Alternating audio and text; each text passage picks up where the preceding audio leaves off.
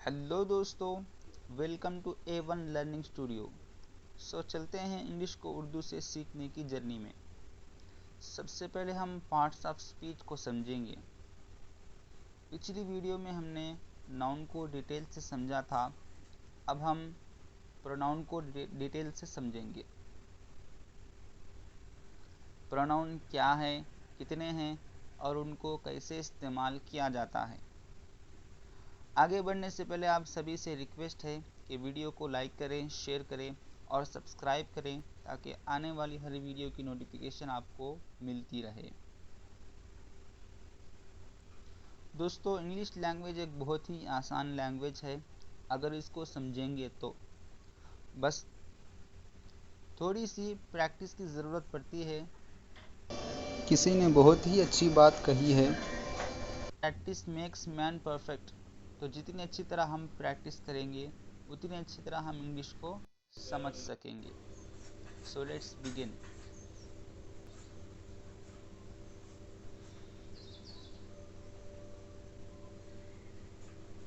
What is pronoun? Pronoun यानी ज़मीर क्या है? A pronoun is a word that used in a place of noun to avoid its repetition. Pronoun ऐसा word है जो noun की जगह इस्तेमाल होता है ताकि नाम के तकरार से बचा जा सके। ऐसा नहीं कहते जावेद कॉलेज से आया, जावेद बहुत खुश था, जावेद ने होमवर्क किया, बल्कि ऐसा कहते हैं जावेद कॉलेज से आया, वो बहुत खुश था, उसने होमवर्क किया। इस जुमले में वो प्रोनाउन है जो जावेद की जगह इस्तेमाल हो रहा है। ये तो हो गई प्रोनाउन की डेफिनेशन। अब हम समझेंगे how many types of pronoun. Pronoun यानी ज़मीर के कितने किस्म हैं। इंग्लिश लैंग्वेज में प्रोनाउन की 7 किस्में हैं। पर्सनल प्रोनाउन यानी ज़ाती ज़मीर, रिफ्लेक्सिव प्रोनाउन यानी अक्सी ज़मीर, डेमोन्स्ट्रेटिव प्रोनाउन यानी नुमाइशी ज़मीर, इंटरोगेटिव प्रोनाउन यानी सवालिया ज़मीर, रिलेटिव प्रोनाउन यानी मुताल्लिक़ा ज़मीर, इंडिफिनिट प्रोनाउन गैर मुअय्यना ज़मीर, रेसिप्रोकल प्रोनाउन बाहमी ज़मीर। अब हम उनके इस्तेमाल को समझेंगे। किसी भी लैंग्वेज में 3 चीज़ें ज़रूर होती हैं: फेल काम, फाइल काम करने वाला, मफूल जिस पर काम हुआ हो। जैसे ही बीट्स राजू। इस मिसाल में बीट मारना ये काम है, ही मारने वाला ये फाइल है, काम करने वाला है, राजू जिस पर काम हुआ हो ये मफूल है। इंग्लिश में फाइल को सब्जेक्ट और मफूल को ऑब्जेक्ट कहते हैं। पर्सनल प्रोनाउन 3 तरह का होता है: सब्जेक्टिव, ऑब्जेक्टिव, पोसेसिव। उनमें से I, you, we, they, he, she, it ये सारे फाइल यानी सब्जेक्ट की तरह इस्तेमाल होते हैं। जैसे आई एम टीचिंग, इस मिसाल में आई फाइल की तरह इस्तेमाल हो रहा है। इसी तरह वी आर लिसनिंग, हम सब सुन रहे हैं।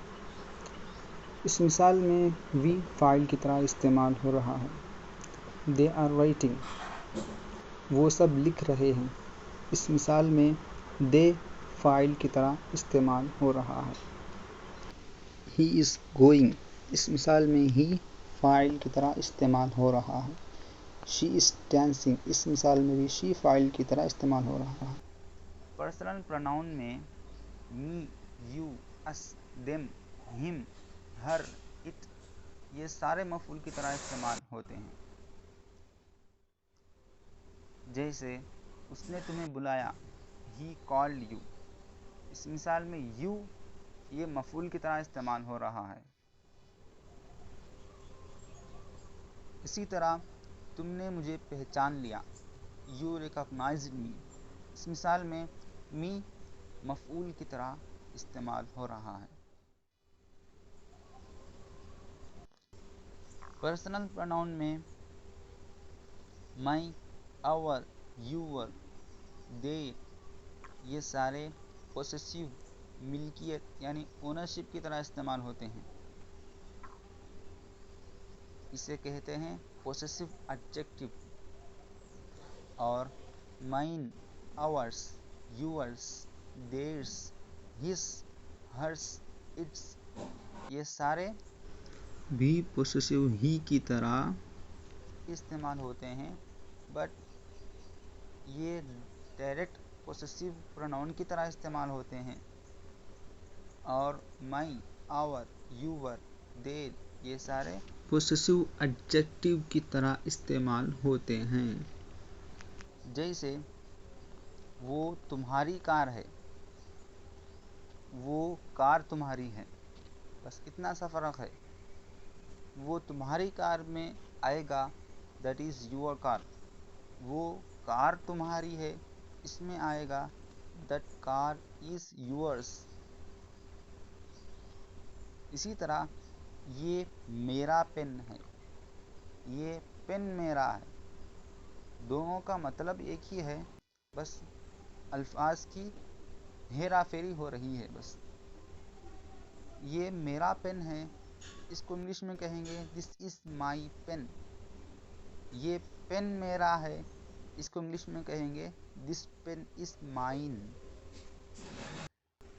इन तीनों को यानी सब्जेक्टिव की तरह इस्तेमाल होने वाले प्रोनाउन जैसे I, you, we, they, he, she, it, objective की तरह इस्तेमाल होने वाले me, you, us, them, him, her, it, और पोसेसिव की तरह इस्तेमाल होने वाले माई, माइन, आवर, आवर्स, इन तीनों को पर्सनल प्रोनाउंस कहते हैं।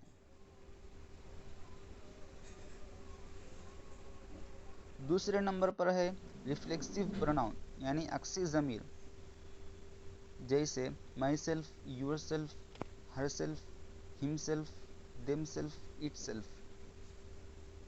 इसका इस्तेमाल खुदी को बताने के लिए होता है। जैसे I have 15 years to prove my self.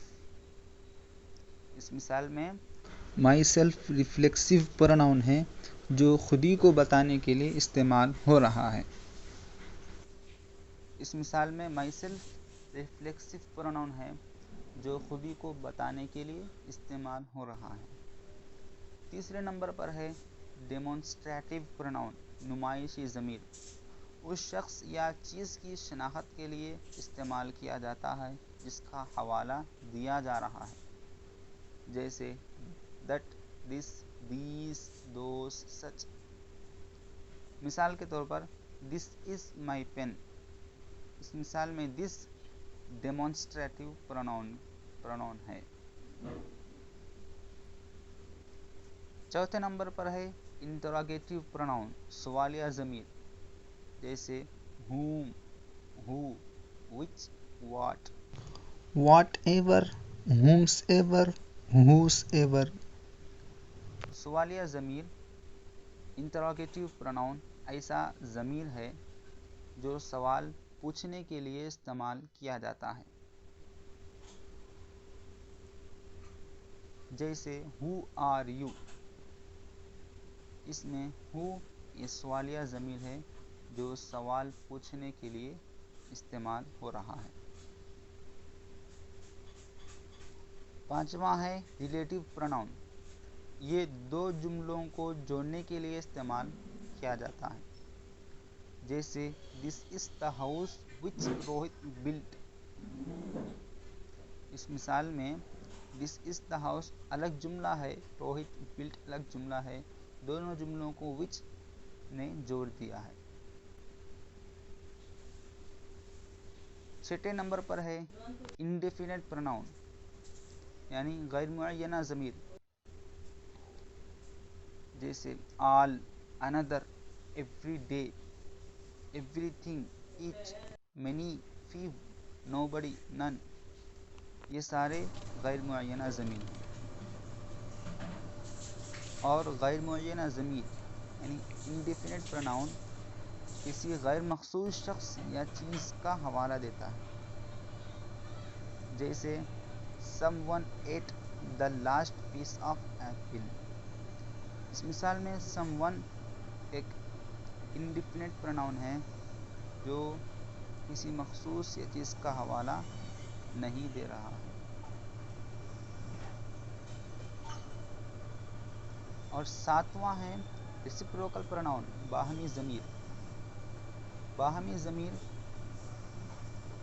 ऐसी सूरत हाल का हवाला देता है जहाँ कोई शख्स या चीज़ दूसरों पर अमल करता है और बदले में पहला भी वही अमल करता है, जैसे Javed and Jawad helped each other. इस मिसाल में जावेद ने जवाद की हेल्प की है, बदले में जवाद ने भी जावेद की हेल्प की है। कैसे लगा आपको ये वीडियो नीचे कमेंट करके ज़रूर बताना। Thanks for watching. Like share and subscribe करना।